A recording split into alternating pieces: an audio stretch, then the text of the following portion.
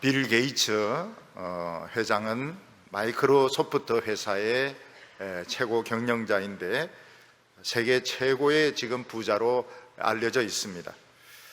어느 날 기자회견을 하면서 자기는 자녀들에게 절대로 돈을 많이 물려주지 않겠다고 이야기를 했습니다. 조금만 물려주겠다고 이야기했는데 그 조금이 얼마냐 이렇게 기자가 물어보니까 100억이라고 이야기했습니다. 우리는 지금 100억이 눈이 튀어나올 그런 돈인데 아주 조금 물려준다고 그렇게 이야기를 했습니다. 그런 걸 보면 참 이 사람이 돈이 얼마나 많은지 알 수가 있습니다. 최근 우리나라의 부모로부터 이렇게 많은 유산과 또 회사를 물려받은 이런 자녀들 때문에 금수저, 흙수저 이런 이야기들이 많이 있었습니다. 근데 요즘 알려진 것을 보면은 그 대기업체 그 회장님, 사모님들이나 그 분들이 욕을 많이 한다는 겁니다. 욕을 밑에 사람들에게 욕을 그렇게 하고 발로 차고 조인트 차고 막 머리 쥐어박고 이런다는 것입니다. 나는 늘 음악 듣고 막 그럴 줄 알았는데 그게 아니고 욕을 그렇게 쌍욕을 그렇게 많이 한다는 거예요. 왜 그런가 또 제가 또 그런 거 있으면 또 깊이 묵상을 합니다. 깊이 묵상을 해보니까 이유를 알 것 같아요. 왜냐하면 행복하지가 않은 겁니다. 돈이 그렇게 많아서 행복하면 늘 웃으면서 밑에 사람들에게도 돈 따발들 막 나눠주고 발로 왜 찹니까? 발로 쓰다듬어주고 막 음식도 사주고 막 이래야 될 텐데 행복하지가 않은 거예요. 그러니까 신경질이 엄청나고 짜증이 엄청나고 이러니까 그냥 밑에 사람들 그냥 막 욕을 퍼붓는 것입니다. 근데 대기업체 회장님들, 사모님만 그런 게 아니고 전반적으로 그런 현상들이 참 많습니다.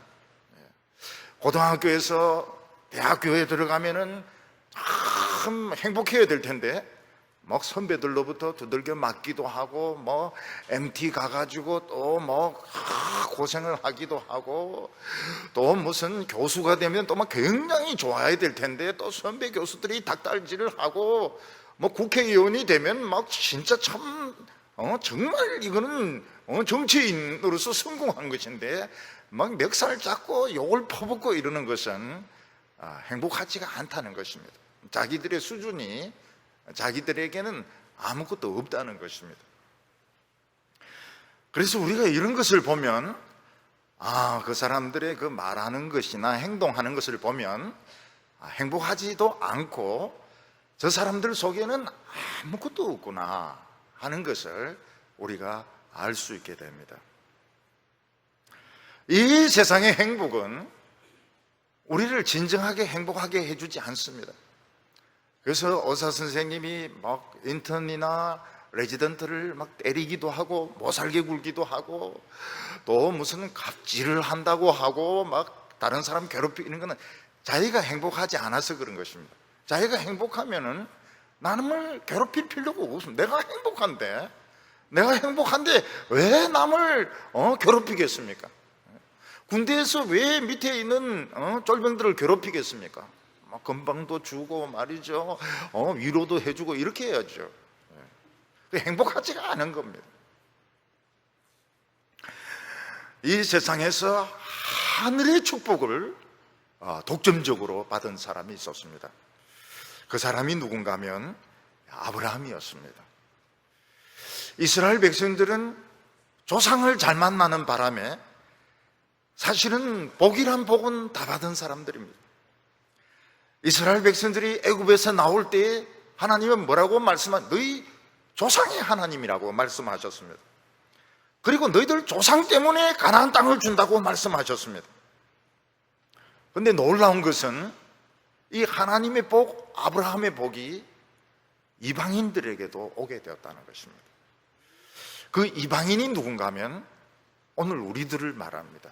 우리들 같은 이스라엘 사람들이 아닌 우리 한국 사람들, 우리 토종 한국 사람들에게 이 아브라함의 복이 오게 된 것입니다.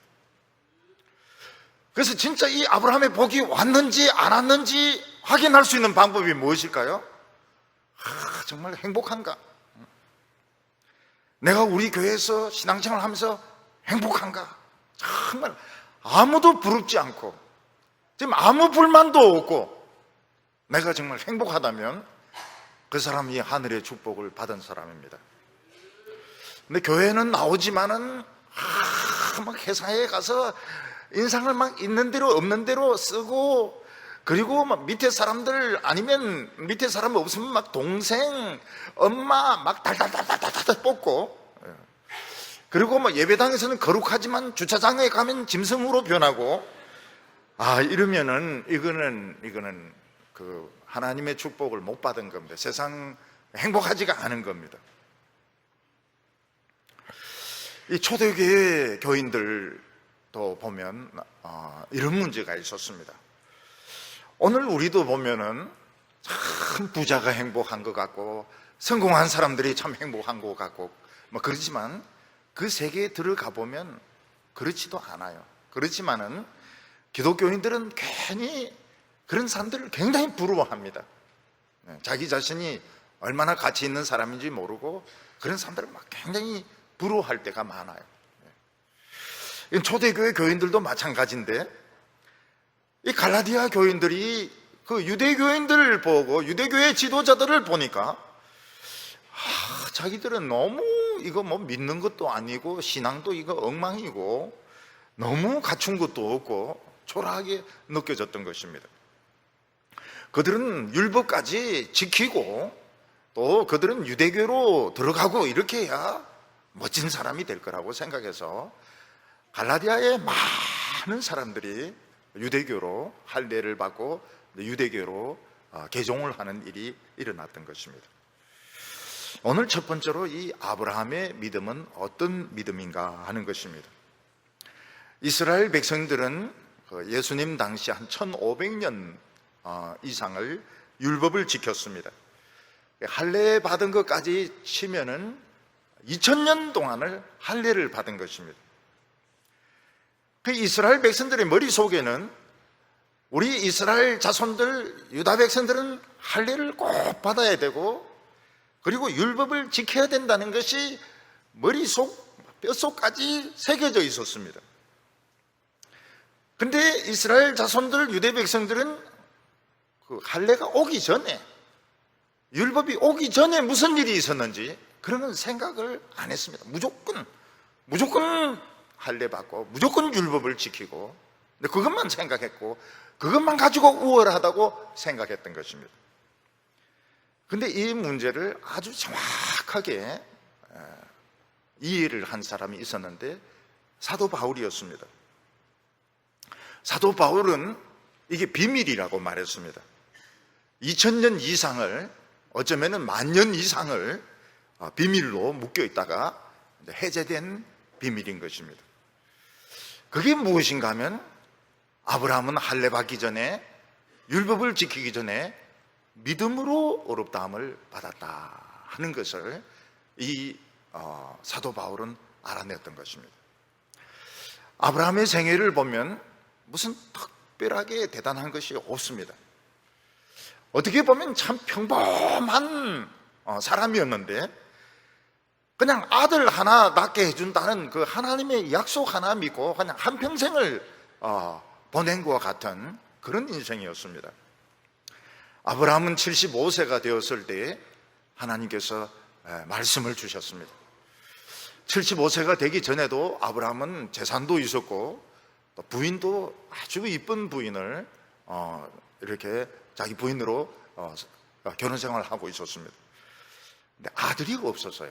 아브라함에게는 자식이 없었습니다. 75세가 되었을 때 하나님이 말씀으로 강하게 찾아오시면서 내 본토 친척 아비 집을 떠나라 이러면서 하나님께서는 내가 너로 복의 근원이 되게 하겠다. 옛날 성경에 보면 복의 근원이 되게 하겠다. 요즘 성경은 복이 되게 하겠다. 이렇게 약속을 하셨습니다. 하나님은 아브라함에게 하늘의 복을 독점적으로 주시고 이 복이 상속이 되도록 하시겠다고 약속하셨습니다. 아브라함은 하나님 명령에 순종해서 그 하란 땅을 떠나가지고 자기가 뿌리 내리고 있던 하란 땅을 떠나서 가나안 땅으로 왔지만은 뭐 특별한 복이 없었습니다. 오히려 가나안 땅에 흉년이 드는 바람에 먹을 것을 찾아서 애굽으로 내려갔다가 부인을 뺏기는 그런 경험을 했습니다. 간신히 부인을 찾아서 가나안 땅으로 돌아왔지만 또 조카하고 트러블이 일어나서 조카하고 헤어지게 되었습니다. 하나님께서는 아브라함에게 두 가지 약속을 주셨습니다. 하나는 무엇인가 하면 내 자손을 하늘의 별처럼 많게 해주겠다 하는 약속이었고, 또 하나는 이 가나안 땅을 너와 너 후손들에게 주시겠다는 약속이었습니다. 하나님은 이 두 약속 다 아브라함에게 지키지 아니하셨습니다. 아브라함은 아무리 나이가 들어도 아들이 안 생기니까 어느 날 하나님께 이렇게 기도했습니다. 하나님께서 나에게 아들을 안 주시니까 그냥 우리 집에 있는 종을 아들로 입양을 시켜가지고 재산을 물려줄까 합니다. 이러니까 하나님은 뭐라고 말씀하셨습니까? 그 사람은 내 자손이 아니라고, 내 몸에서 날 사람이 내 후손이라고 말씀하셨습니다. 그러면서 하나님은 아브라함을 밤에 데리고 밖에 나가서 밤하늘에 있는 별을 헤아려 보라고 했습니다. 아브라함은 밤하늘에 있는 별을 헤아려 보았습니다. 뭐 100개, 1000개, 뭐 몇천 개까지 헤아렸는지 모르겠지만 더 이상 헤아릴 수가 없었습니다. 우리는 윤동주만 별을 헤아린다고 생각하고 알폰스 도테만 별을 헤아린다고 생각하지만 그 훨씬 이전에 아브라함이 별을 헤아렸던 것입니다. 아브라함은 별을 헤아리면서 무슨 생각을 했습니까? 별이 하나도 없던 때가 있었는데 하나님께서 저렇게 많은 별을 만드셨다. 하나님은 아무것도 없는 데서 무에서 유를 만드시고, 무에서 유를 만드신다면 죽은 자도 살리시는 하나님이시다. 다시 말해서 무조건 나는 하나님 말씀을 믿겠다, 이렇게 결심을 했던 것입니다. 그때 하나님께서는 뭐라고 말씀하셨습니까? 이 아브라함의 믿음을 가지고 그를 의롭다고 하나님은 인정하셨던 것입니다. 6절에 보면 아브라함이 하나님을 믿음에 이것을 그의 의로 정하셨다 함과 같으니라. 여기 의로 정하셨다고 하는 것은 정가시켰다는 뜻입니다. 아브라함은 의가 없습니다. 아브라함은 하나님 앞에 자랑할 것이 아무것도 없는 사람이었습니다. 옛날에 우상숭배했던 사람이었습니다. 근데 아브라함이 하나님 말씀을 절대적으로 믿을 때, 하나님을 무조건 믿을 때 하나님은 그에게 의를 넘겨주셔가지고 그것을 하나님이 아브라함을 의인이라고 인정을 하셨던 것입니다. 하나님께서 아브라함을 어렵다고 하신다고 해서 아브라함에게 뭐 재산이 쏟아지거나 자손들이 많이 생기거나 그리고 뭐 자기 땅이 생기거나 그런 거 아무것도 없었습니다. 단지 하나님의 말씀이 계속 임했습니다. 이것이 다른 점이었습니다. 아브라함에게는 하나님의 말씀이 계속 임했습니다. 아브라함이 손을 얹고 기도하면 막 귀신이 떠나고 병이 낫고 이런 거 없었습니다. 예수님 때에는 병자도 그렇게 많고 귀신 들린 사람도 그렇게 많아가지고 예수님께서 손을 얹고 기도하면 막 병이 낫고 귀신이 떠나고 이러지만 아브라함에게는 그런 거 하나도 없었습니다. 아브라함은 그냥 떠돌이 목자였고 아브라함에게는 오직 하나님의 말씀이 계속 공급되는 것이 특징이었습니다. 아브라함은 10년이 지나도 아들이 안 생기니까 지금 85 아닙니까? 그때 자기 부인의 말을 듣고 부인의 여종 그 하가를 첩으로 받아들입니다. 근데 참 이상한 게 그겁니다. 하나님의 말씀을 믿고 기다릴 때는 그렇게 기다려도 자식이 안 생기더니 그냥 인간적인 방법을 쓰니까 바로 하갈이 임신을 하는 것입니다. 참 놀라운 게 이거예요. 기도하고 기다리고 이럴 때는 뭐 애도 안 생기고 병도 안 낫고 뭐 집도 안 생기고 길도 안 열리고 이러더니 인간적인 방법 쓰니까 막 바로 돼버리는 겁니다. 바로 돼버리는 거예요. 그러니까 얼마나 인간적인 방법이 좋습니까? 애 실컷 다 키우고 한 14살 정도 됐는데 하나님은 뭐라고 말씀하십니까? 그 애는 그 약속의 애가 아니니까 내보내라는 것입니다. 참 기가 막힌 게 그겁니다. 지금 애를 낳아가지고 애가 너무너무 좋아가지고 지금 13살, 14살 청소년 얼마나 좋을 때입니까? 하나님께서는 자기 아들을 내보내라는 거예요. 걔는 그 아들은 진짜 아들이 아니라는 것입니다. 그리고 아브라함의 이름을 바꾸라고 말씀하십니다. 원래 아브라함의 이름은 아브람입니다. 아브람. 히브리 말로는 아비람입니다. 아비람.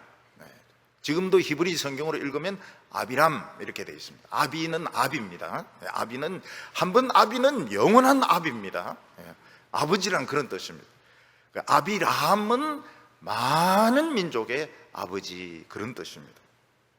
하나님께서는 아브람의 이름을 아브라함, 많은 민족의 아버지라고 이름을 바꾸게 했습니다.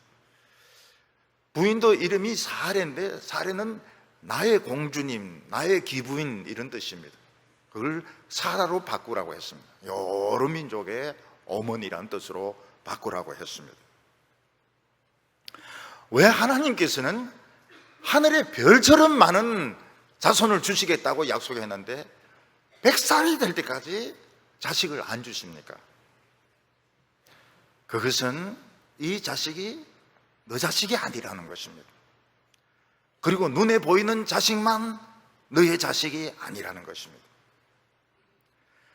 하나님께서는 아브라함이 100살이 되어가지고 아들을 하나 낳게 했습니다. 그리고 아들을 잘 키우다가 또 어느 날 내가 정하는 산에 가서 번제물로 죽여가지고 바치라는 것입니다. 지금 하나님이 어떤 하나님이십니까? 지금 100살까지 기다려가지고 아들을 주셨는데 이 아들을 자손을 낳기도 전에 죽이라는 것입니다. 또 아브라함은 그 아들을 죽이려고 또 데리고 갑니다. 지금 아브라함이 미쳤을까요? 하나님이 미쳤을까요? 지금 누가 미친 것입니까? 왜 아브라함은 그 말도 안 되는 하나님 말씀에 순종하려고 애를 데리고 갑니까? 하나님이 하늘의 별처럼 많은 자손을 주신다면 주신다. 주신다. 이 아들을 죽여도 살릴 것이다. 이 진짜 이거 맹종적인 신앙이죠.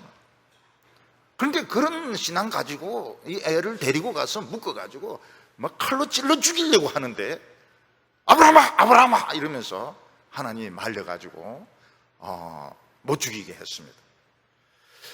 여러분 애가 이런 체험을 한번 했으면 아마 죽을 때까지 아버지를 안 믿을 겁니다. 아버지를 믿었는데 아버지가 어느 날 칼을 쫙 꺼내더니 막 묶어가지고 죽이려고 이렇게 했을 때 아버지도 못 믿겠구나. 신앙이 좋은 아버지도 믿을 수. 그러면 한평생 마음속에 무슨 콤플렉스, 정신병, 우울증 다 걸릴 겁니다. 근데도 놀랍게도 옛날에는 이런 병이 없었던 것 같아요.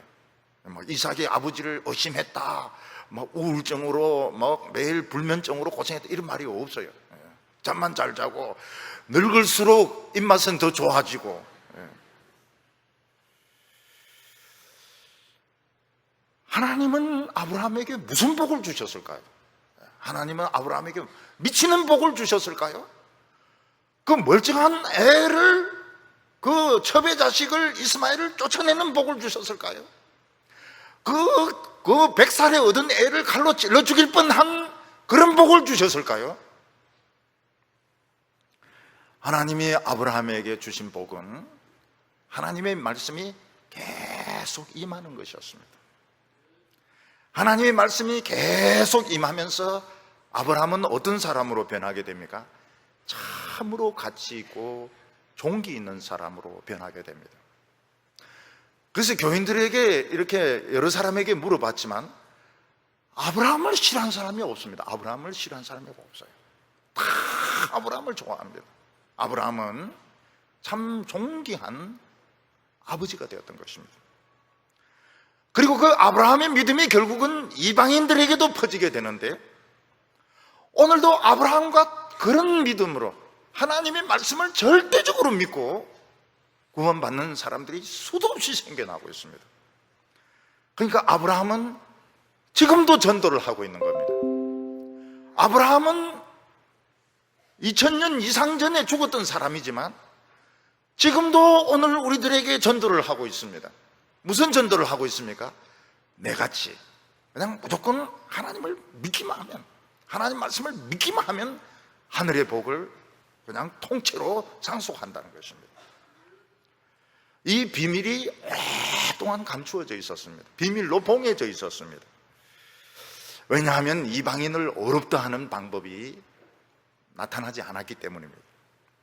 근데 예수님께서 십자가에 못 박혀 죽으시고 부활하시고 난 뒤에 사도 바울은 이것을 담대하게 증거했던 것입니다.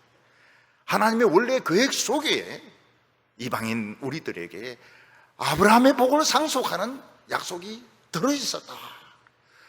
우리 이방인들이 유대인 흉내 낼 필요가 없다고, 우리 할례 받으려고 할 필요가 없다고, 우리는 이 모습 이대로 하나님의 축복을 상속한다고 이야기를 했던 것입니다. 그러면 오늘 우리들은 엄청나게 복을 받은 사람들입니다. 우리는 재벌하고 비교되지 않는 무슨 항공, 무슨 항공이라든지 무슨 자동차라든지 무슨 5성 기업이라든지 현대백화점이라든지 이런 거하고 비교될 수 없는 그런 자부심을 우리가 가지고 있는가? 아무리 공부를 많이 하고 노벨상을 타고 돈이 수천억을 가지고 있고 수조 원을 가지고 있다 하더라도 우리는 그들보다 더 행복할 수 있는가? 그거를 우리가 질문을 해봐야 됩니다. 근데 그런 사람들 보면 남을 굉장히 못살게 굴어요. 굉장히 못살게 굴고 막 이상한 행동들 많이 하고 그 만족이 행복하지가 않아서 그런 것입니다. 하나님은 아브라함에게 축복을 독점하게 하셨는데 그게 이삭에게 상속이 되고 또 그게 야곱에게 상속이 되고 오늘 우리들에게 와서는 엄청나게 커지게 되었습니다. 이 엄청난 축복을 우리는 가지고 있느냐? 근데 이거를 생각을 해봐야 됩니다. 아직까지 세상을 기웃거리고 세상에서 뭔가 하나 가져야 된다고 생각한다면 그건 이제 이 아브라함의 신앙이 아닌 겁니다. 아브라함의 신앙이 아니고 딴 신앙인 것입니다. 오늘 두 번째로 하나님은 아브라함의 그 후손을 이방인들과 구별하셨다는 것입니다. 아브라함은 하나님으로부터 하늘의 복을 독점적으로 받은 사람이었고 부자였습니다. 근데 아브라함의 그 부자, 많은 물질은 그가 바라는 그 축복에 비하면 아무것도 아니라고 말했습니다. 하나님은 이것을 구별하셨습니다. 하나님의 백성과 아닌 사람들을 할례를 가지고 구별하셨습니다. 그래서 아브라함의 자손들, 아브라함에 있는 종들은 다 할례를 받아야 됐습니다. 이 할례 받은 사람들이 400년 정도 애굽에서 아무 소리 없이 지냈습니다. 그러다가 이스라엘 백성들이 갑자기 존재감을 나타내기 시작합니다. 처음에는 노예로서 엄청나게 핍박을 당하다가 모세가 나타나면서부터 이스라엘 백성들의 존재감이 나타나기 시작합니다. 하나님은 애굽에 10가지 재앙을 내리면서 이스라엘 백성들을 구별하셨습니다. 애굽에는 흑암이 내릴 때 이스라엘 백성들에는 빛이 비치게 하시고, 애굽의 모든 장자는 죽지만 이스라엘 백성들은 한 마리의 양도 사람도 죽지 않도록 하나님은 구별해 주셨습니다. 하나님은 이스라엘 백성들을 가나안 땅으로 데려가면서 절대로 이방인들과는 결혼도 하지 말고 그들과는 무슨 언약도 맺지 말고 그들과는 아무 관계도 맺지 말라고 말씀하셨습니다. 하나님은 철저하게 이스라엘 백성들을 이방인들과 구별을 하셨던 것입니다. 그런데 오늘 말씀에 와가지고는 우리 이방인들을 하나님의 자녀로 부르셨다고 말씀하고 있는데, 할례는 무엇이고 율법은 무엇이고 또 우리를 하나님의 자녀로 받아들인 것은 무엇이냐 하는 것입니다. 우리가 이 고속도로를 달리려면 이 가드레일 안을 달려야 됩니다. 초보 운전자가 운전 잘한다고 해서 막 난폭하게 운전하다가 가드레일을 들이받고 밖으로 뛰쳐나가면 어떻게 됩니까? 차가 막 뒹굴어 가지고 사람이 죽든지 다치든지 하게 되는 것입니다. 율법이라고 하는 것은 하나님의 백성들의 가드레일이었습니다. 하나님은 이스라엘 백성들은 아브라함의 자손이라는 것 때문에 하나님의 백성이라고 전제를 하셨습니다. 그래서 부모를 공경하라. 그 부모를 공경하는 것이 전도를 받는 것입니다. 전도 받는 것을 전제로 해가지고 너희들은 하나님의 백성으로 인정하겠다. 근데 너희들이 이 가드레일을 벗어나면 너희들은 하나님의 백성이 아니다. 그래서 율법이라고 하는 것은 하나님의 백성의 가드레일을 나타내는 것이었습니다. 그들이 성적으로 엄란한 행동을 했을 때, 특히 그들이 다른 이방신에게 절을 했을 때 그들은 이 가드레일을 벗어난 것이고 부모의 전도를 안 받은 것입니다. 겉으로 형식적으로는 하나님의 백성인 것 같지만 하나님의 백성이 아닌 사람들입니다. 그 이스라엘 백성들이 참 이 문제를 가지고 어려워했습니다. 10절에 보면 무릇 율법의 행위에 속하는 자들은 저주 아래 있나니 기록된 바 누구든지 율법책에 기록된 대로 모든 일을 항상 행하지 않는 자는 저주 아래에 있는 자라 하였습니다. 이 가드레일이라고 하는 것이 목적지까지 안전하게 인도하는 아주 중요한 시설물인 것은 틀림이 없습니다. 그런데 가드레일만 붙들고 있다고 해서 갈 수가 없습니다. 사람을 목적지까지 가게 하는 것은 엔진이고 운전자의 그 운전 실력이지, 이 가드레일이라고 하는 것은 그야말로 가드레일인 것입니다. 그래서 하나님의 말씀을 가지고 믿음으로 달리다 보면 목적지까지 가는 것이지, 가드레일을 막 붙잡고 있고 가드레일을 색칠하고 가드레일을 꾸미고 그렇게 한다 해서 목적지에 가는 것은 아닌 것입니다. 그래서 이 운전면허 시험장에서 면허증 딱 받고 바로 운전하는 사람들이 위험합니다. 또 면허증 받고 1년 안에 막 달리는 사람들 위험합니다. 왜냐하면 이 사람들은 경험이 적기 때문에 비가 온다든지 이럴 때 이제 차가 미끄러지는 이런 것에 대해서 대비가 안 되는 것입니다. 서울에 있을 때 보면 눈이 항상 오기 때문에 눈이 와도 운전을 할 수 있습니다.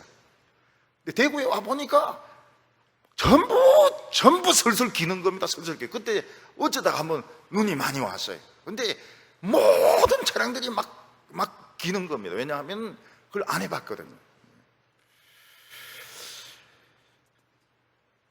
믿음이라고 하는 것은 뭔가 하면 자동차 엔진이고 운전하는 실력, 하나님을 믿고 달리는 거예요. 믿고 달려야 목적지까지 가는 것이지, 가드레일을 붙잡고 가드레일을 색칠하고 가드레일을 꾸미고 그런다고 해서 목적지까지 가는 게 오히려 넘어가면 이건 죽는 것입니다.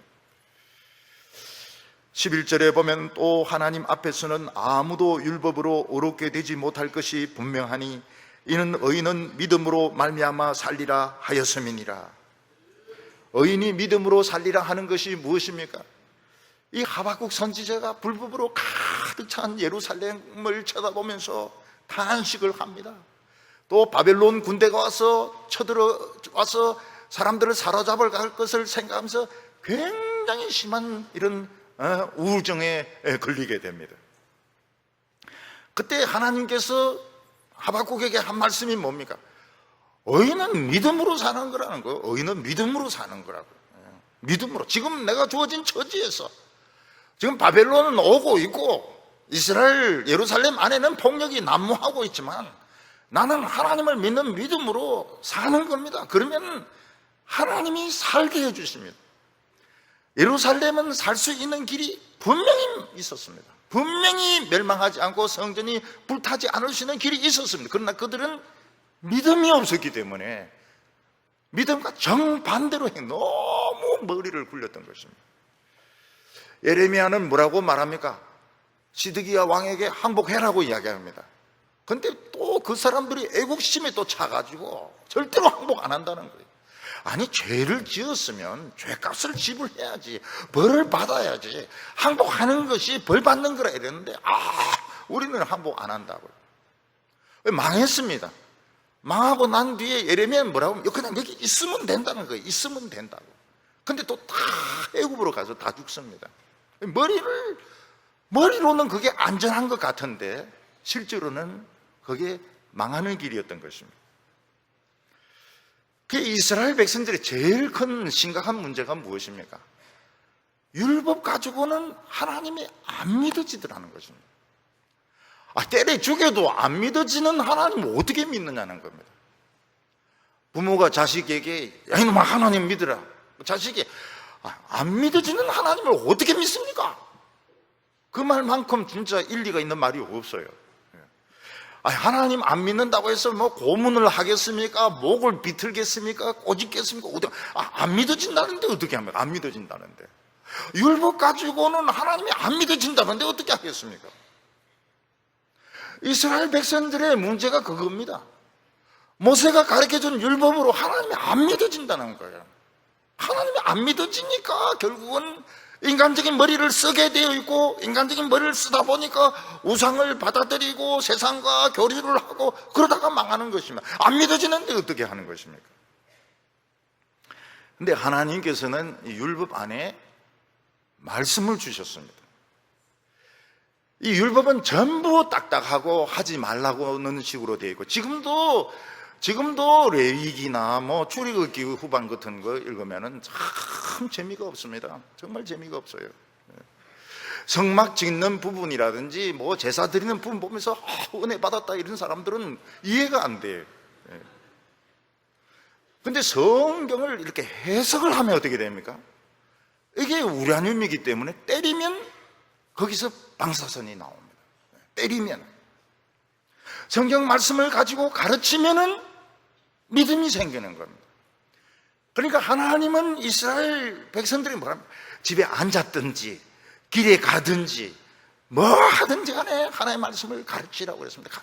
가르치면 믿음이 생기니까. 근데 가르치지 않고 그냥 하지 마라 이놈 자식아, 하지 마라, 안식일은 하지 마라, 이것도 하지 마라, 저것도 하지 마라, 예배당에서 졸지 마라, 잠이 오는데 어떻게 합니까? 졸지 마라, 공부하지 마라, 음식 사 먹지 말라. 그러니 반발심만 더 생기는 것입니다. 율법만 가지고 강요를 했을 때, 행동을 강요했을 때는 믿음이 전혀 생기지 않습니다. 가드레일 붙잡고 있는다고 해서 저기 안 가는 것과 똑같아요. 그냥 가드레일 보면서 그냥 운전을 해야 되는 겁니다. 다윗은 그 맛을 알았습니다. 율법의 말씀을 씻고 또 씻고 이러니까 아주 단맛이 나는 거예요. 그래서 송이꿀보다 더 달다고 했습니다. 송이꿀보다. 하나님의 율법 말씀은 송이꿀보다 더 달다고. 송이꿀보다 더 달다고. 다윗은 하나님의 말씀을 똑똑똑 때리면서 깨배우니까 어떻습니까? 그 안에 정금이고 보석이 있습니다. 이 세상의 어떤 학문보다도, 이 세상의 어떤 성공보다도 귀한 보석이 그 안에 있었던 것입니다. 교회도 마찬가지입니다. 교회도 잘 아는 아이들이나 교인들에게 새벽기도 나오라 그러고, 그리고 전도 몇 명 이상 하면 밥솥을 준다고 그렇게 하고, 또 뭐 어린이들에게 뭐 졸지 말라고 그렇게 하고.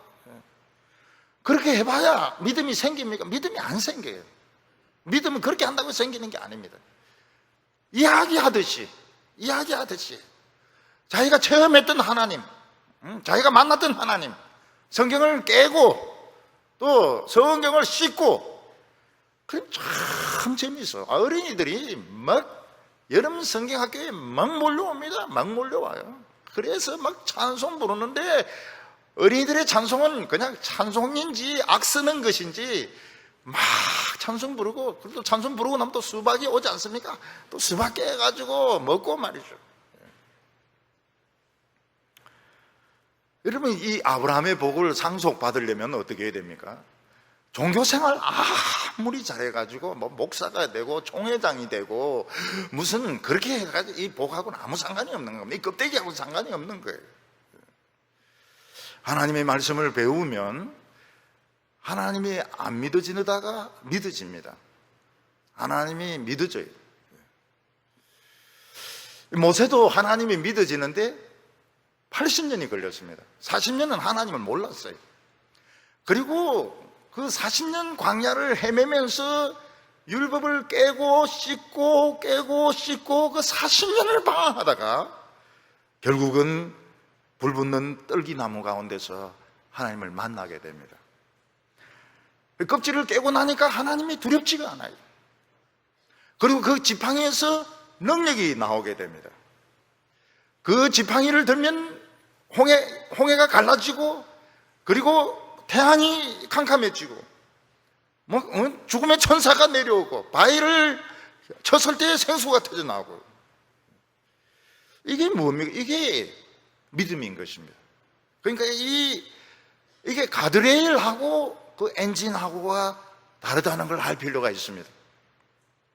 근데 이스라엘 백성들은 사실은 가드레일을 배운 겁니다. 근데 그 안에 엔진이 있었던 거예요. 가드레일 안에 엔진이 있었는데 쉽게 가르치려고, 쉽게 제자들을 만들려고, 쉽게 훈련된 이스라엘 백성들을 만들려고 그 엔진을 사용하는 법을 안 가르쳐 줬던 것입니다. 네, 하나님의 계획 안에는 수많은 이방인들이 아브라함의 복을 받는 것이 들어 있습니다. 우리가 하나님의 복을 삼성을 상속하듯이, 아니면 현대를 상속하듯이 하나님의 복을 상속할 수 있는 계획이 들어 있었던 것입니다. 7절과 8절 말씀 보면, 그런즉 믿음으로 말미암은 자들은 아브라함의 자손인 줄 알지어다.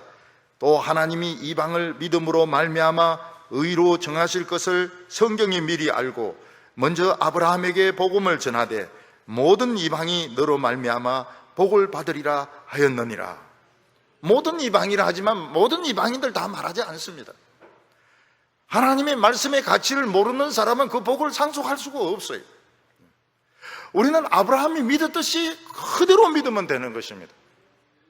하늘의 별처럼 많은 자손을 주겠다 그러면 믿으면 되는 거예요.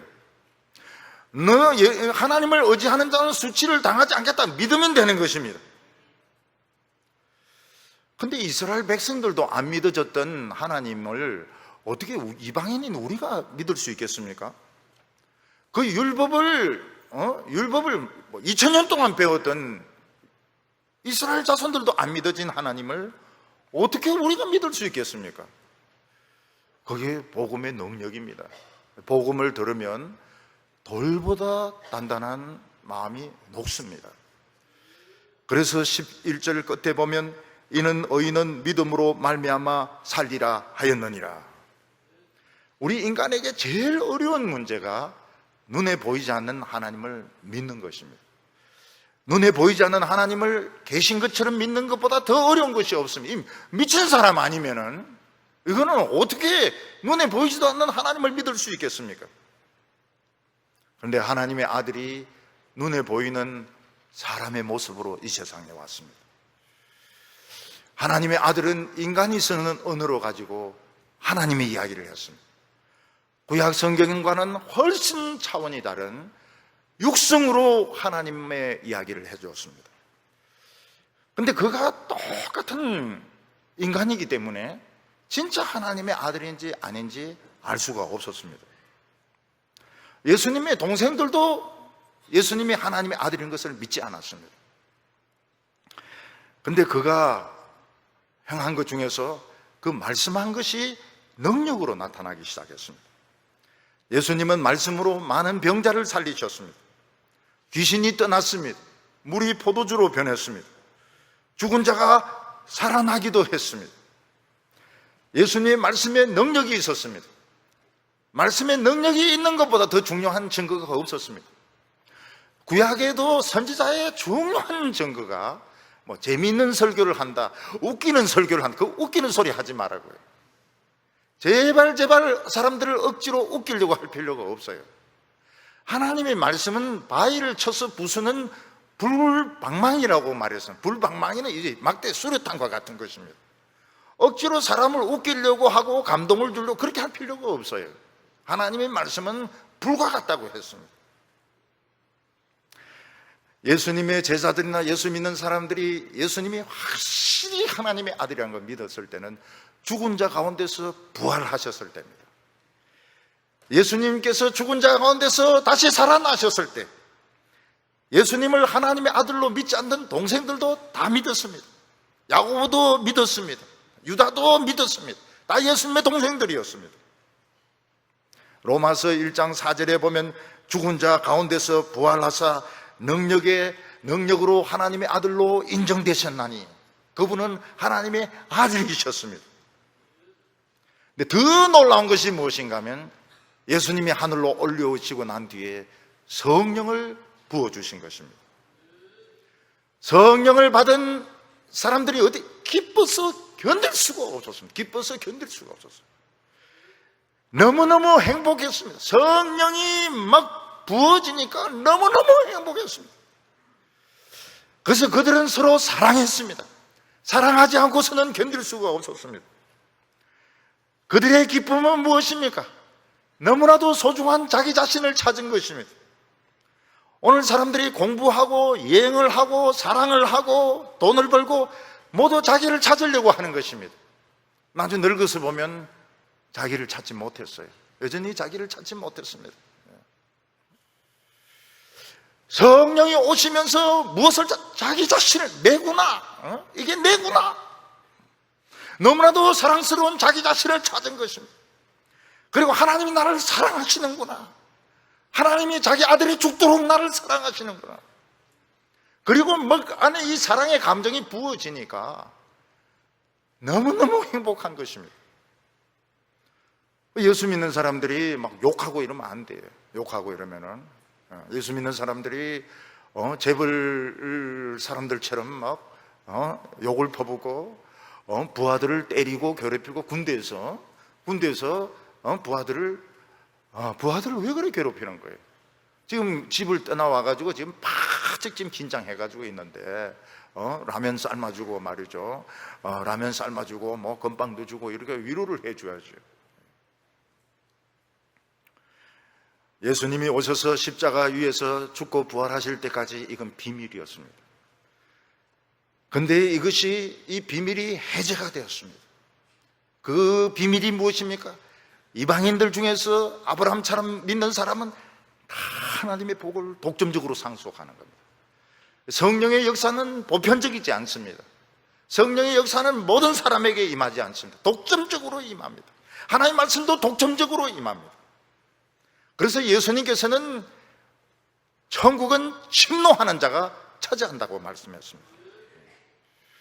12절에 보면 그리스도께서 우리를 위하여 저주를 받은 바 되사 율법의 저주에서 우리를 속량하셨으니 기록된 바 나무에 달린 자마다 저주 아래 있는 자라 하였습니다. 예수님은 나무에 달리심으로 우리의 저주를 다 가져가셨습니다. 철통 같았던 율법의 벽이 허물어졌습니다. 율법의 벽은 우리 이방인을 저주하는 벽이었습니다. 율법의 벽이 허물어졌습니다. 할례의 벽이 허물어졌습니다. 의식의 벽이 허물어졌습니다. 그래서 우리는 하나님의 세계 안에 막 밀려 들어가는 것입니다. 밀려 들어가 가지고 그 안에 있는 축복을 막 가져야 되는, 움켜잡아야 되는 것입니다. 그러면 하나님이 우리에게 주시는 복이 무엇인가 하는 겁니다. 우리가 예수를 잘 믿는다고 하는 것은 좀 더 사색적이고 고상한 신자가 되는 것을 말하지 않습니다. 우리가 예수 믿는 것은 자신의 욕망을 버리기 위해서 굶고 고행을 하고 또 먼 곳에 선교를 하다가 죽는 것을 말하지 않습니다. 예수님은 영생이 무엇입니까? 묻는 사람들에게 영생은 하나님과 하나님이 보낸 예수 그리스도를 믿는 것이라고 했습니다. 우리가 하나님을 믿으려면 잘 믿어지지 않는데 예수를 믿으면 하나님이 자동적으로 믿어집니다. 그게 하나님의 놀라운 비밀입니다. 저는 버틀란트 러셀이 나는 왜 기독교인이 되지 못했는가 그걸 읽으면서 그 지성인에게 조금 실망을 했습니다. 그 실망한 부분이 뭔가 하면 옛날에 그 중세 때 막 유신론, 신에 대한 논정 그걸 가지고 이제 기독교를 비판하는 것을 보게 된 것입니다. 그건 하나님에 대해서 이성적으로 믿으려고 하는 건데 그래가 절대로 하나님을 못 믿습니다. 우리 하나님 믿으려고 해가지고 믿어지지가 않아요.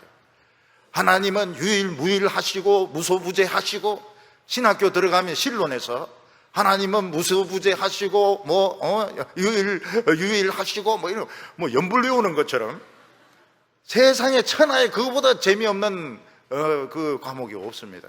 그런 거 배울 필요가 없어요. 저는 제임스 패크의 하나님을 아는 지식 읽는데 눈물이 막 나왔습니다. 하나님을 아는 지식, Knowing God, 하나님을 아는 지식. 우리가 참모총장을 만나고 검찰총장을 만나고 우리 만나집니까? 만나지지가 않아요. 근데 그 집에 아들하고 우리가 절치면 어떻습니까? 절친이면 애가 뒷문으로 들어오라고 그럽니다. 들어오라고, 우리 집에 들어오라고. 그러면 이제 쭉 따라서 들어가는 거예요. 왜냐하면 그 집에 아들하고 내하고 친구니까. 그러면서 버티는 거예요. 언제까지 버티면? 저녁 먹을 때까지 버티는 거예요. 그러면 이제 그 엄마가 부릅니다. 엄마가 얘들아 밥 먹고 가라고. 왜냐하면 그런 애들이 다 외롭거든요. 여러분 독생자가 얼마나 외로운 줄 아세요? 예. 그러니까 외아들 외딸 다 외롭다고요. 그러니까 친구들만 보면 사죽을 못 쓰는 거예요. 예. 예수님에게 사죽 못 쓴다 이런 표현은 쓰지 않는 것이 좋지만은 외로운 건 사실인 거예요. 그리고 참모총장 아들 외아들이 얼마나 외롭습니까? 친구들 불러들이는데 엄마가 가라고 그럽니까? 절대로 가라고 안 합니다. 고맙다고 그래요. 고맙다고. 그리고 같이 밥 먹자 그러는데 그 참모총장이 또 와 파자마 차림으로 다 와가지고 같이 막 밥 먹으면서 이야기하면서 자동적으로 알겠네. 너 어디 신고? 그리고 어디 김신고? 그러면서 무슨 공파구만 막 이러면서 이제 이야기를 막 하면서 이제 다음에 또 오라 이렇게 하면 꼭 와야 되는 겁니다. 우리가 십자가에 못 박히신 예수를 믿으면 하나님은 자동적으로 믿어지게 됩니다. 하나님은 내 아버지입니다. 그리고 하나님을 믿어지면서 미래를 맡길 수 있습니다. 그래서 우리가 예수 믿는다고 하는 것은 멋진 종교인이 되는 것을 말하지 않습니다. 멋진 목사나 멋진 선교사가 되어가지고 내 몸을 불사르게 내어주는 어떤 자원봉사자가 되는 것을 말하지 않습니다. 예수 믿는 것은 그냥 예수를 믿는 것이고 하나님을 믿는 것입니다. 우리 하나님을 믿고 하나님의 말씀을 믿을 때, 무조건 믿을 때 아브라함의 복이 상속이 되어지게 됩니다. 하나님의 복을 독점적으로 받게 되는 겁니다. 이거는 샤넬, 르비통, 무슨 이런 거 독점하는 거하고 차원이 틀립니다. 삼성, 현다이 차원이 틀려요. 현다이는 현대를 그렇게 말하는 겁니다. 그런 거 상속하는 거 비교가 안 돼요. 아브라함의 복, 하나님의 복을 상속한다고 하는 것은 저 하늘의 축복을 상속하는 것입니다. 그래서 세상에 성공한 사람을 부러워할 필요가 없어요. 세상 사람들 잘 되는 것을 흉내낼 필요가 없어요. 기독교가 그들의 예배를 흉내내지 말라고 했습니다. 그들의 지식을 따라가지 말라고 했습니다. 왜냐하면 우리 안에 엄청난 지금 복이 상속되고 있기 때문에. 그러면 하나님은 우리에게 어떤 복을 주실까요? 하나님은 우리에게 막 돈다발을 내려주실까요? 수요일 예배 때, 주일 오후 예배 때마다 돈다발을 막 100억씩 퍼부어준다면 우리 교회 차고 넘치고 터질 겁니다. 유리 창문 다 깨질 겁니다. 창문 부수고 막 돈다발 밖으로 던지면서 막 돈 받아라 이렇게 할 겁니다.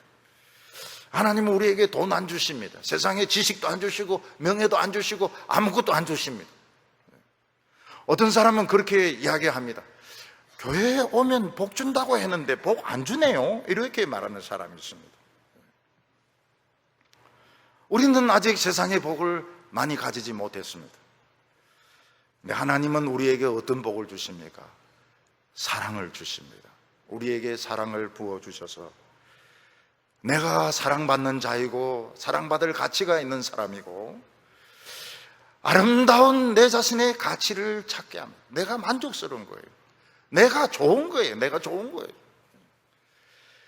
사람이 자기가 좋은데 딴 사람을 못 살게 굴고 시비 걸 필요가 없습니다. 내가 행복한데, 내가 행복한데 뭐 때문에 남을 괴롭히고 남하고 비교하고 잘난 척 없어서 그런 겁니다. 뭐 아무것도 없으니까 그렇게 하는 겁니다. 하나님은 우리에게 사랑을 주셔서 자기 자신이 만족스럽게 하십니다. 저는 어릴 때 가난하게 커서 그런지 가난한 게 별로 두렵지가 않아요. 가난한 것은 그냥 우리 어릴 때로 돌아가는 겁니다. 어릴 때 돌아가는 거고, 뭐 가난이 어째서 그래요? 저는 가난한 거는 부끄럽다고 생각하지 않아요. 공부도 그렇습니다. 공부도 저는 학교 안 다닐 때도 있었습니다. 학교 안 다니고 양계장에서 있을 때도 있었고 공부를 또 많이 할 때도 있었습니다. 공부하게 되면 하는 것이고 못하게 되면 못하는 것이지, 무슨 공부가 무슨 인생의 목적이 되고 뭐 그게 전부인 것처럼 그래 할 필요가 없는 것입니다. 옷이 붙으면 그 공무원의 길로 가는 것이고 판사 길로 가면 되는 것이지, 자기가 하기 싫으면 안 하면 되는 것입니다. 안 하면 되는 것이지, 그게 무슨 인생의 뭐 성공의 지표가 되는 것이지 것처럼 그렇게 생각할 필요가 없는. 돈 많이 벌었으면 걱정이죠. 돈 간수해야 되니까. 돈 적어도 괜찮아요. 집 적으면 얼마나 좋다고요. 부부 사이 제일 좋은 집이 적은 집입니다. 등 떡 붙여가지고 죽으나 사나 등 붙여가지고 사는데 막 부부 사이 얼마나 좋은지 몰라요. 그럼 큰 집에 살면 부부 사이가 진짜 멀어집니다. 서로가 안 들려요. 안 들려요. 무슨 소리인지 안 들려요. 그래서 스마트폰으로 여보 지금 식사 시간이라고 알려줘야 됩니다. 식사 시간이라고 나오라 그러면 쓱이 나와가지고 그냥 버먹고 들어가고. 좋은 게 아니에요. 그게 좋은 게 아니에요. 추우면 좀 어때요? 뭐 담요 또 뒤집어 쓰고 있으면 되는 것이고, 차 좋으면은 참 성차감이 좋은 것이고, 또 나쁘면 막 덜덜덜덜 하면서 다니는 것이지. 뭐 그거 가지고 뭐 잘난 것처럼 오는, 아이고 점생이들 같이 말이죠. 그런 식으로 해가지고는 안 됩니다. 그 사랑이 없어서 그래요. 하나님은 우리에게 사랑을 주셔가지고 참 내가 소중하다 하는 것을 알게 합니다. 내가 소중한 사람이 남을 소중하게 생각합니다. 자기가 소중하지 않은 사람은 절대로 남을 어떻게 하든지 괴롭힙니다. 못 살게 굽니다. 왜냐하면 자기가 행복하지 않기 때문에 그런 거죠. 그리고 하나님은 우리에게 말씀을 무진장으로 주십니다. 무진장. 성경 전체 66권. 이 안에 태산이 있고 강이 있고 사막이 있고 이 안에 뭐 온갖 것이 다 들어있습니다. 이 말씀을 가지고 무엇을 합니까? 영혼을 살릴 수 있습니다. 이 말씀을 가지고 가르치면 죽은 영혼들이 벌떡벌떡 살아납니다. 어린이들의 눈빛이 달라지고 청년들의 눈빛이 달라집니다. 자꾸 사람들이 중고등부, 우리 교회 말고 저 먼데 딴 교회를 보면은 뭐 중고등부 애들 관심 가지게 하려고 무슨 자꾸 먹는 것을 주고 무슨 막 진화론을 뭐 어떻게 하고 뭐 이런데 그래 할 필요가 없어요. 사람들이 교회에 오는 것은 자기를 찾으려고 오는 거기 때문에 하나님의 말씀을 가르쳐 주면 눈이 뜨이게 됩니다. 청년 사역 너무 재미있습니다. 청년 사역. 저는 막 청년 사역 할 때 거의 미치다시피 했습니다. 청년들이 막 좋아가지고요, 하나님의 말씀을 들으니까 막 좋아가지고 난리를 치는데 이 한 영혼의 값이 얼마나 되겠습니까? 어린이들 한 명, 청소년 청년들의 그 가치가 얼마나 되겠습니까? 무진장입니다. 수조원 주도 그 인생이 바뀌어버립니다. 청년이 막 술이나 마시고 개판 치고 막 이러다가 다 정신 차리면은 그 사람이 막 성경 공부하고 그 다음에 막 자기 길을 위해서 기도하고 이런데 인생이 변하게 되는 겁니다. 그게 우리의 복입니다. 그게 우리의 복이. 그리고 하나님께서는 성령을 우리에게 무한정으로 부어주십니다. 성령을 부어주신다고 하는 것은 날개를 가지는 것 같습니다. 우리는 하나님의 세계 안에서 막 날아다닐 수 있고 하나님의 능력을 무궁무진하게 쓸 수 있습니다. 여러분, 모세와 엘리야의 특징이 무엇입니까? 하나님의 능력을 자기 것처럼 막 쓰는 것입니다. 하나님인데 물어보지도 않습니다. 이 병자를 고칠까요? 안 고칠까요? 그거 물어보지도 않습니다. 그냥 막 자기 능력인 것처럼 막 사람을 살리고 고치고 막 능력을 행하고 막 이렇게 하는데 왜 그렇습니까? 자유자재로 성령의 능력을 가지고 자유자재로 하나님의 세계 안에서 막 날아다니게 된 거예요. 높이 올라가기도 하고 바로 내려오기도, 먹이를 낚아채기도 하고, 그러면서 날아다니는 것입니다. 우리 인간들은 그냥 이 세상의 땅에 딱 붙어가지고 돈 헤아리고 또 헤아리고 또 헤아리고, 그 돈 가지고 뭐 합니까? 또 땅 삽니다. 그 땅이 그 땅 아니. 공부하고 또 공부하고 또 공부합니다. 그 공부가 그 공부지요 뭐. 사람들은 이 땅에 붙어가지고 날아다니는 것을 알지 못합니다. 성령의 사람은 바람과 같다고 했습니다. 날아다닙니다. 막 날아다니, 자유자재로 하나님의 세계 안에서 막 날아다닙니다. 그리고 우리가 하나님 앞에 갔을 때는 어떻게 됩니까? 하나님이 어마어마한 축복을 우리에게 주십니다. 상급을 우리에게 주십니다. 그러니까 이 세상에서 사람들이 가지고 있는 걸 비유하면 장난감이라면 진짜를 주시는 겁니다. 어린 아이들은 장난감 비행기를 가지고 참 좋아한다면 진짜 비행기를 주시는 거예요. 보잉, 진짜 비행기를 주시는 거예요. 아이들은 장난감 트럭 가지고 막 장난을 한다면 진짜 트럭을 주시는 것입니다. 하나님 앞에 가면 어마어마한 상급이 있습니다. 그래서 이 세상에서 많이 가지면 가질수록 손해입니다. 이 세상에 돈이 많으면 그 돈이 아까워가지고 교회 와서 시간을 보낼 수가 없어요. 돈을 더 벌어야 되니까요. 이 세상에 인기가 있으면 있을수록 교회 올 수가 없습니다. 참, 그 방탄소년인지 방탄조끼인지 이런 애들이 교회 오겠습니까? 그 방탄복 입고 나가서 총알 맞이해야 되는데, 여러분, 인기가 있으면 있을수록 교회에 있을 시간이 없어요. 돈 있고 유명하면 교회에 있을 시간이 없습니다. 너무너무 바빠가지고. 그럼 그 인생은 무엇입니까? 아무것도 아닙니다. 남을 웃기게 해주고, 남을 행복하게 해주고, 자기는 우울증 환자입니다. 여러분, 가수들이나 배우들 되게 우울증 환자입니다. 유명한 사람들 다 되게 우울증 환자입니다. 우울증 환자 아니라고 하는데 아니라고 하는 게 우울증인 겁니다. 아이들이 딱지 아무리 가지고 있고 굿을 아무리 가지고 있어도 엄마는 그거 원치 않습니다. 애가 공부를 잘해가지고 좋은 학교 들어가는 걸 원하는 것입니다. 오늘 우리는 이방인으로서 하나님의 축복을 상속받은 사람들입니다. 뭐가 부럽습니까? 세상 사람 뭐가 부러워요? 왜 교회가 세상을 흉내내는 겁니까? 왜 교회가 세상을 따라가는 겁니까? 자기 모습대로 살면 되는 것입니다. 사랑하는 성도 여러분, 가드레일을 가지고는 목표한 곳에 갈 수가 없습니다. 엔진입니다. 엔진 수천 마력, 그리고 믿음의 담력입니다. 지금 북핵은 어떻게 되는지, 트럼프의 마음은 트럼프의 마음은 트럼프도 모릅니다. 밑에 있는 사람들 아무도 몰라요. 그러니까 알려고 할 필요가 전혀 없습니다. 자기도 모르고 부인도 모르고 부부끼리도 싸운다고 그래요. 우리는 하나님을 믿습니다. 우리가 하나님 믿으면 되는 거예요. 우리 아이의 미래는 어떻게 됩니까? 모르지요. 그걸 어떻게 합니까? 지도 모르는데 부모가 어떻게 알겠습니까?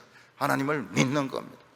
염려하거나 걱정하지 말고 하나님을 믿는 겁니다. 믿음으로 그냥 나아가는 거예요. 따지면 따질수록 손해봅니다. 따지면 따질수록 가드레일 들어받게 되어 있습니다. 우리 사랑하는 성도 여러분, 삼성전자에 시험 떨어졌다. 잘 떨어진 겁니다. 잘 떨어졌어요. 현대자동차 취직 못해서 못 들어간 거 잘한 거예요. 지금 뭐 어디에 갈 데 없으면 잘 온 겁니다. 여기 잘 온 거예요. 아브라함의 복, 하나님의 축복, 이거를 놓치면 안 됩니다. 딴 거는 양보해도 됩니다. 딴 거는 지시한 거는 가져가라 다 가져가라 줘도 돼. 하나님의 이 말씀, 기도의 이 역사, 이 성령의 역사는 절대로 양보하면 안 됩니다. 절대로 남에게 쳤어도 안 되고 밀렸어도 안 되고 절대로 이것을 포기해서도 안 됩니다. 그래서 이 세상에 살아있는 동안 한없이 하나님의 일을 하고 후회 없이 사는 우리 성도들 다 되시기를 바랍니다. 거룩하신 하나님 아버지, 우리에게 아브라함을 알게 하시고 예수님을 알게 하여 주셔서 감사합니다. 저희들이 하나님의 축복의 상속자인 것을 믿습니다. 세상에 돈 많은 사람, 성공한 사람, 인기 있는 사람들을 우리가 왜 부러워하고 흉내내야 되는지 하나님은 이해하지 못하실 겁니다. 하나님, 우리의 이 졸렬한 신앙을 용서하여 주시기를 원합니다.